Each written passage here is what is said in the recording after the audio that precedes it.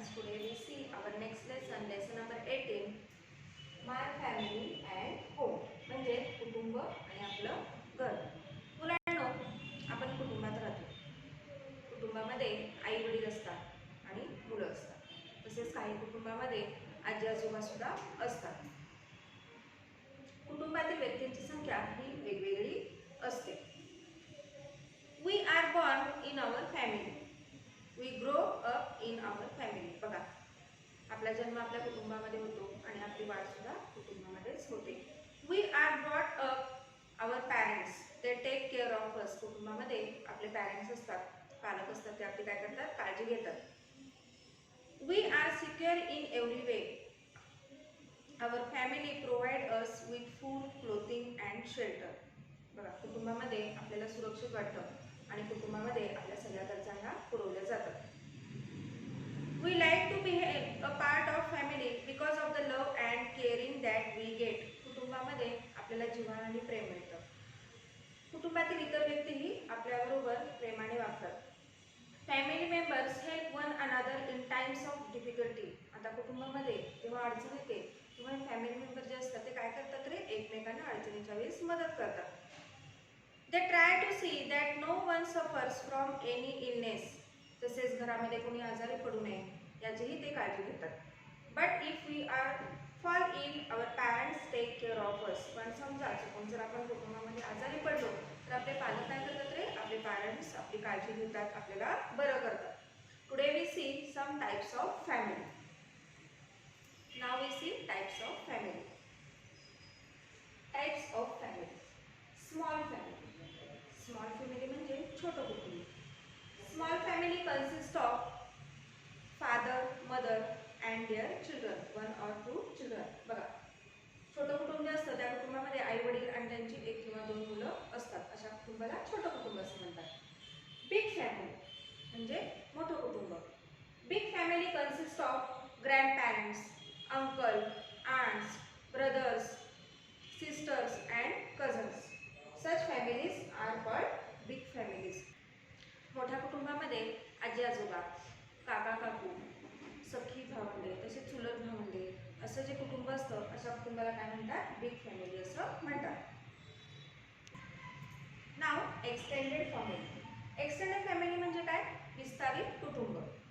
Our family is linked with many other relatives, aunts and uncles from the mother's and father's side. Their children are related to our family. Such a family is called an extended family. Our family gets extended because of our relatives. बघा, आपलं जे कुटुंब असतं या कुटुंबाला अनेक नातेवाईक जोडलेले असतात. काका काकू असतात, मामा मामी असतात, आत्या मावशी असतात आणि या सगळे जे असतात ते आपल्या कुटुंबाशी काय केलेले असतात, जोडलेले असतात. त्यांचं आपल्या कुटुंबाशी नातं असतं. अशी जी फॅमिली असते अशा फॅमिलीला काय म्हणतात, विस्तारित फॅमिली म्हणजे एक्सटेंडेड फॅमिली असं म्हणतात. आता या विस्तारित कुटुंबातील जे लोक असतात किंवा मेंबर्स असतात ते एकत्र राहत नाही. Members of an extended family do not live together. एकत्र राहत नाही, ते एका घरामध्ये राहत नाही. But they came together on several occasions. पण ही जी विस्तारित कुटुंबातली व्यक्ती असतात किंवा लोक असतात ती काही सणांना किंवा काही ठराविक कार्यक्रमांना एकत्र येतात.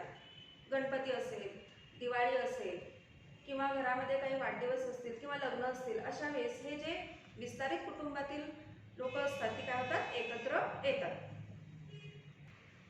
अ फॅमिली ट्री म्हणजे कुटुंब वृक्ष. आता रेहाना नावाची एक मुलगी आहे आणि ती आपले अल्बम पाहत होती, जुन्या फोटोंचा अल्बम पाहत होती आणि तो अल्बम पाहताना तिला आपले अनेक नातेवाईक दिसले. तेव्हा तिने आपल्या आईला विचारलं की हे सगळे कोण आहेत, मला समजावून सांग.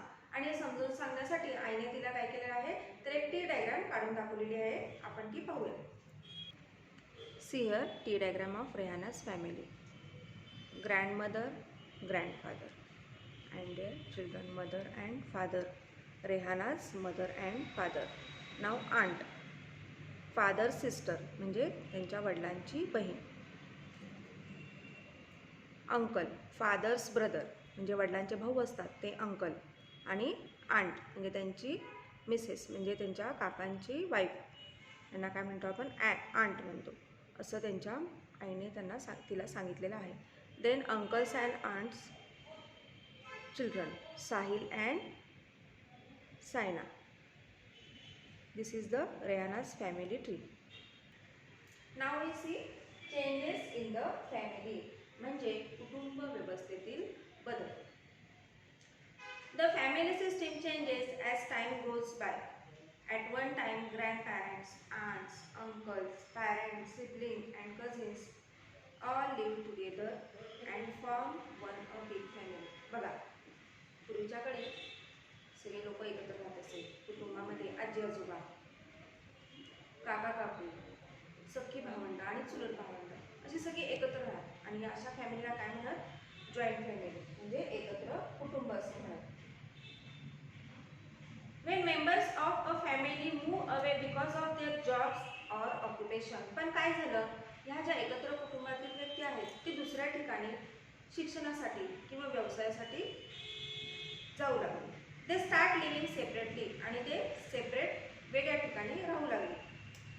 फॉर्मिंग डिफरंट फॅमिलीज, आणि अशा प्रकारे काही कुटुंब तयार झाली.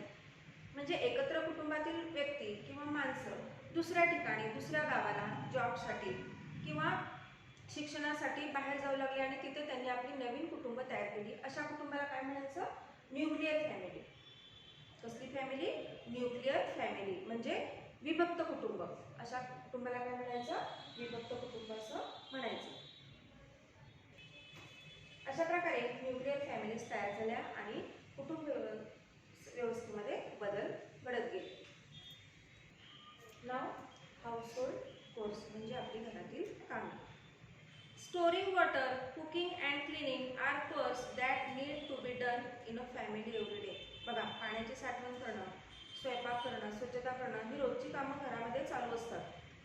Functions and festivals are often celebrated in the house. घरामध्ये अनेक सतत कार्यक्रम असतात, सण असतात. We have to welcome and entertain guests. तसेच आपल्या घरामध्ये अनेक पाहुणे सुद्धा येत असतात. The elderly people in the family need special attention. आणि घरामध्ये जर काही वयस्कर लोक असतील तर त्यांची आपल्याला काळजी घ्यावी लागते. We should care for their health. There are many household chores which must be share by everyone. आणि अशा वेळी घरात अनेक कामं असतात आणि त्यावेळी घरातील प्रत्येकाने काय केलं पाहिजे? कामाची वाटणी केली पाहिजे, काम केलं पाहिजे. If everyone in a family shares the chores which must be share by everyone, work no one has to bear the burden alone. आणि जर घरातील सगळ्यांनी कामं जर वाटून घेतली तर एका व्यक्तीवर बर्डन येणार नाही, म्हणजे ओझं होणार नाही. Each core is important and family members do these course with love and affection. घरातील प्रत्येक काम हे महत्त्वाचं असतं आणि घरातील प्रत्येक व्यक्तीने ते काम काय करायचं आहे? वाटून घ्यायचं आहे. We should be grateful for that. आणि आपण याची जाणीव ही ठेवलीच पाहिजे. See household chores. Here there are 2 pictures. 2 चित्र आहेत इथे. या चित्रामध्ये एकच व्यक्ती कामं करत आहे सगळी, आणि या चित्रामध्ये घरातील कुटुंबातील सगळे व्यक्ती काय करत आहेत? काम करत आहेत, काम वाटून घेतलेलं आहे.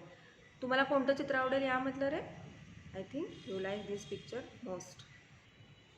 Keeping the house clean and beautiful. बघा, आपलं घर स्वच्छ आणि नीटकं असेल तर आपल्याला प्रसन्न वाटते. आणि घरामध्ये जर पसारा असेल तर घरातली कुठलीही वस्तू तुम्हाला मिळणार नाही. म्हणून घर स्वच्छ आणि नीटनेटकं ठेवणं ही घरातील प्रत्येक व्यक्तीची जबाबदारी असते. आता घरातील कचरा आहे तो कुठे टाकायचा? तर डस्टबिनमध्येच टाकावा.